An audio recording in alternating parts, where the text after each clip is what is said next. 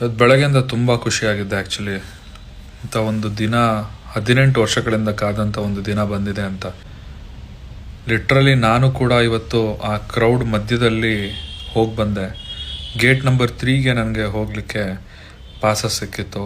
So ಆ gate 3 ಅಲ್ಲ, ಅದರ ಹತ್ರನೂ ನಮಗೆ ಹೋಗೋಕ್ಕಾಗಲಿಲ್ಲ. ಅಲ್ಲಿಂದ ಹೇಗೋ ಮಾಡಿ ಗೇಟ್ ನಂಬರ್ 10 ಹತ್ರ ಬಂದೆ. ಗೇಟ್ ನಂಬರ್ 10 ಹತ್ರ ಬಂದಾಗ ಅಲ್ಲಿ ಇನ್ನೂ ತುಂಬ ಕ್ರೌಡ್ ಇತ್ತು. ಒಂದು ಮೂಮೆಂಟಿಗೆ ನನಗೆ ಉಸಿರಾಡೋಕ್ಕೆ ತುಂಬ ಕಷ್ಟ ಆಯಿತು. ಐ ಲಿಟ್ರಲಿ ಫೆಲ್ಟ್ ಅದೆಷ್ಟು ಕಷ್ಟ ಆಗಿರ್ಬೋದು. ಆ 11 ಜೀವಗಳು ಆ ಒಂದು ಸ್ಟ್ಯಾಂಪೇಡಲ್ಲಿ ಪ್ರಾಣ ಕಳ್ಕೊಂಡಿರುವಂತಹ ಯಾರು ಇದ್ದಾರೆ, ಅವರ ಆತ್ಮಕ್ಕೆ ಶಾಂತಿ ಸಿಗಲಿ ಅಂತ ನಾನು ಕೇಳ್ಕೊಳ್ತೀನಿ. ನಿಜವಾಗ್ಲೂ ತುಂಬ ಬೇಜಾರಾಗ್ತದೆ. ಐ ಡೋಂಟ್ ನೋ ಇದಕ್ಕೆ ಯಾರು ಹೊಣೆ ಅಂತ ಹೇಳೋದು ತುಂಬ ಕಷ್ಟ ಆಗ್ತಾಯಿದೆ. ಕರೆಕ್ಟಾಗಿ ಆರ್ಗನೈಸ್ ಮಾಡಲಿಲ್ವಾ?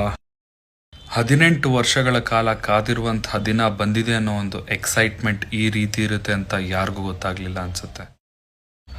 ಇಲ್ಲ, ಇನ್ನೊಂದು 2 ದಿನ ಬಿಟ್ಟು ಆರ್ಗನೈಸ್ ಮಾಡಿ ಕರೆಕ್ಟಾಗಿ ಶನಿವಾರನೋ ಭಾನುವಾರನೋ ಇವೆಂಟ್ ಮಾಡ್ಬೋದಾಗಿತ್ತ, ಪಾಸಸ್ಗಳನ್ನ ಹಂಚಿಕೆ ಮಾಡಿ.